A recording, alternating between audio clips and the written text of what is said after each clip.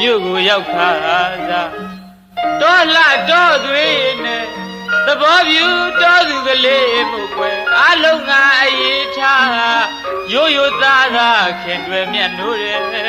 အခုတော့ရှင်နောင်းရဲ့အပြောလေးချိုးသလောက်တော်သွေးတွေပျောက်မြို့ကုန်မောက်လာတယ်မြို့ကိုရောက်ခါသာတော်လှတော်သွေးနဲ့သဘောပြူတော်သူကလေးမှုကွယ်အလုံးငါအေးထားရိုးရိုးသားသားခင်တွယ်မြတ်နိုးတယ်အခုတော့ရှင်နောင်းရဲ့အပြောလေးချိုးသလောက်တော်သွေးတွေပျောက်မြို့ကုန်မောက်လာတယ်မြို့ကြီးသူတို့